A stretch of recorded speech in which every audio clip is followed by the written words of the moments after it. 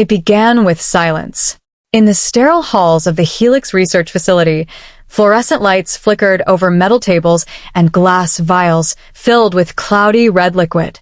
Dr. Mira Lee stood over the microscope, her gloved hands trembling. "We've lost subject 14, she said into the intercom, her voice cracking through static. It tore through the restraints again. "It's adapting faster." From the far corner, Dr. Jonas Reed answered dryly, "You mean evolving.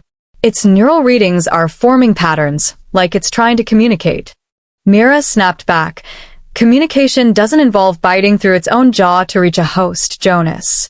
The lab screens glowed blue as the security monitor flickered, then a scream echoed. A man's body convulsed, blood splattering across the camera. Mira whispered, "Oh, God, it bit him." The first bite happened at 2:14 a.m. Security Officer Daniel Briggs, the first human carrier of the cordyphage parasite. Designed as a fusion of fungus and nanobacteria meant to heal degenerative brain disease, it instead rewired the brain into a network of hunger. It didn't just infect its host, it learned from them. 2 days later, the city of Helix was choking under storm clouds. People coughed in the streets, dismissing it as a seasonal flu until one man collapsed on a crowded corner. He convulsed, screamed, and then bit the woman trying to help him. Sirens wailed, police shouted, and panic turned the sidewalks into chaos. A live reporter shouted above the noise, "Authorities confirm an unknown infection originating from the Helix facility. Citizens are advised." The feed cut as screams filled the broadcast. Cameras dropped to the asphalt, capturing the moment when humanity began eating itself. Underground, survivors gathered in an abandoned subway station. Mira Lee sat beside a shattered vending machine, flanked by Jonas Reed, ex-soldier Mason Ward, field nurse Elena Cruz, and a young man named Noah Briggs, the security guard's brother. Mason cleaned his rifle and muttered, "If it spreads through bites, we can contain it. Quarantine the infected. Simple." Jonas shook his head. "It's not that simple. It's airborne in late stages. The spores." Mira interrupted, "Don't say it." Mason's eyes narrowed. "What spores?" Jonas looked down, guilt spreading like the infection itself. "It wasn't supposed to. It learned. It's building itself inside the nervous system networking." Elena whispered, "You knew it could go airborne?" Jonas answered softly, "I didn't think it would so soon." Their words hung in the damp tunnel, drowned by a faint distant shriek that made every flashlight tremble in shaking hands. They tried to rest that night, but sleep was a luxury of the uninfected. Noah woke first, whispering, "Do you hear that?" Wet footsteps echoed from the darkness. Mira lifted her flashlight and saw a man staggering toward them, his uniform half-torn, his face twitching as though something beneath the skin wanted out. Elena gasped, "It's one of the soldiers from Helix." The man choked out a single word, "Help," before his chest convulsed violently. Mason shouted, "Don't move," but it was too late. The soldier's ribcage cracked open, and black fungal tendrils lashed outward like whips. Gunfire erupted. Mira screamed, "Jonas, cover your mouth, the spores." But a fine mist already filled the air.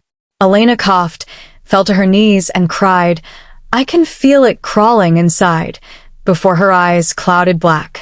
Mason shouted in anguish and pulled the trigger. The echo of the shot lingered longer than her last breath. By dawn, the tunnels were littered with shell casings and regret. Mira sat trembling beside Jonas, whispering, "She was right next to me, why not me?" Jonas didn't answer. He only stared into the darkness where the parasite's whisper still pulsed like a heartbeat.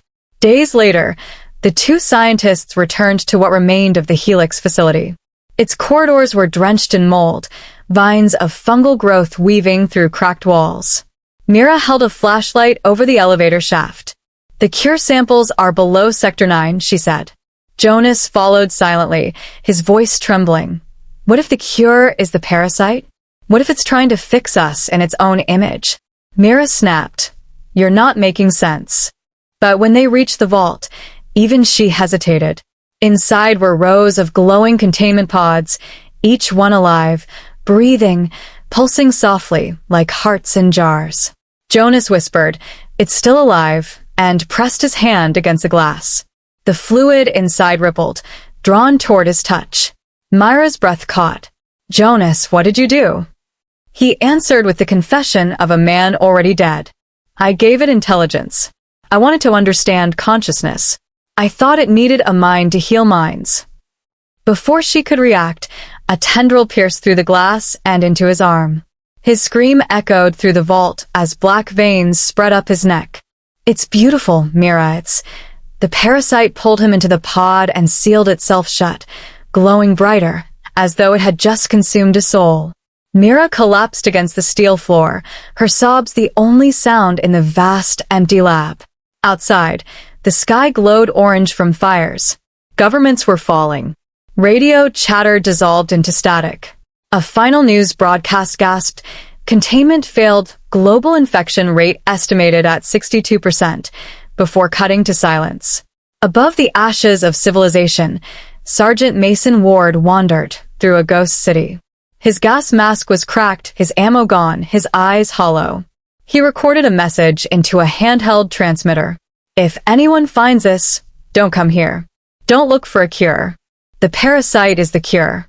That's what Mira said before he stopped mid-sentence. A faint voice called his name. "Mason," he turned, weapon shaking. There stood Mira Lee, or what was left of her. Her skin was pale, her veins faintly glowing gold. She smiled softly. "It doesn't hurt anymore. It's peaceful, join us." Mason whispered, "You're not her." Mira tilted her head, her voice layered with many others. "That's what they all say before they understand." Mason raised his weapon but couldn't pull the trigger. Tears fell through the cracks of his mask. She stepped closer, whispering, "We can fix you." Then she lunged, and everything went black. The world ended not with an explosion, but with a pulse. From space, satellites recorded a faint glow spreading across the continents, bioluminescent clouds drifting where cities once burned. It wasn't smoke. It was spores. Billions of them, shimmering gold, carrying the memories of those they devoured. Some said it was death. Others called it rebirth. Weeks later, a faint radio signal crackled through the static.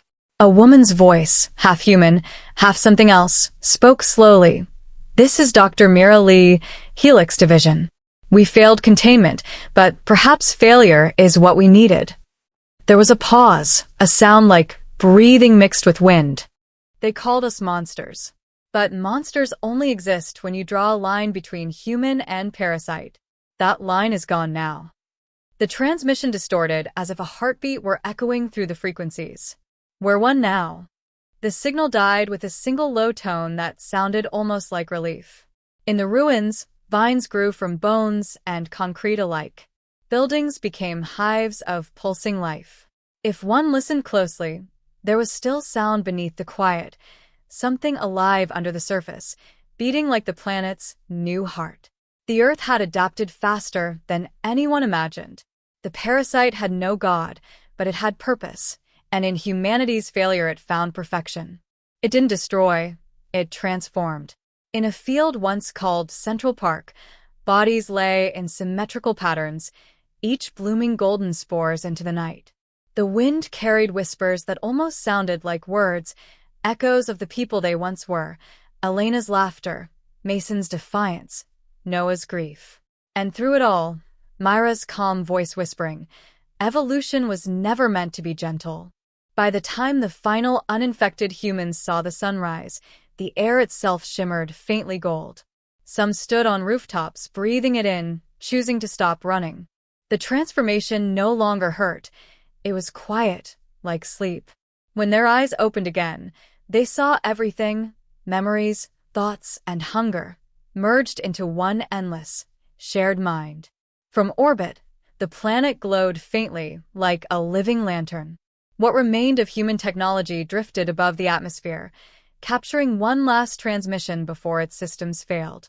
It was the Helix logo, pulsing softly like a heartbeat. Beneath it, a faint phrase appeared, "Project complete." And then, silence. Beneath that silence, however, the world still breathed.